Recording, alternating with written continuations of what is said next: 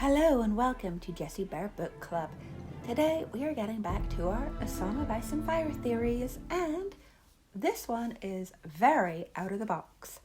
I want to talk about Tyrion Lannister's similarities to the famous Danish astronomer Tycho Brahe. I think that's how you pronounce that man's name. I will leave it typed out in the description and probably in the title of this. He was very famous. He discovered that the world turns around the sun. But we are going to learn lots more about him as this video progresses. So, strap in for another tinfoil theory. For anyone who doesn't know, Tycho Brahe is a famous Danish astronomer from the 16th century. He first came to my attention because he was in one of my beloved All About History magazines, and the first similarity I noticed between Tycho and Tyrion was, of course, their first names being incredibly similar. They share 3 letters and are about the same length. And we all know what sort of store George R.R. Martin places in naming his characters. The name Tycho means fortune or chance, and I think that would be a perfect description of Tyrion's character throughout the A Song of Ice and Fire series.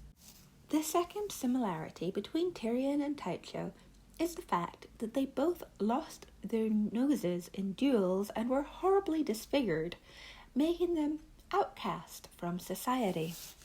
The third similarity between Tyrion and Tycho is the fact that both of them spent a lot of time with their uncles, not their fathers, during their childhood.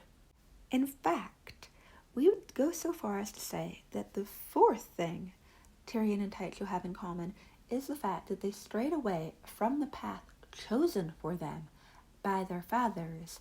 Tycho Brahe's father wanted him to become a courtier, where he preferred to follow astronomy, and Tyrion, of course, does everything Tywin doesn't want him to. More evidence that Tyrion could be based on Tycho is the fact that we know George R.R. Martin takes a lot of inspiration from Northern European history, especially Danish and English history, so I think there could be a link here. Robb Stark is based on a Norwegian king, I believe, and the whole premise for A Song of Ice and Fire is based on the War of the Roses. Cersei is very famously inspired by Margaret of Anjou, and Joffrey is inspired by her vicious son, the Prince of Wales. My fifth reason for believing Tyrion is based on Tycho comes from the fact that Tycho was murdered by mercury poisoning.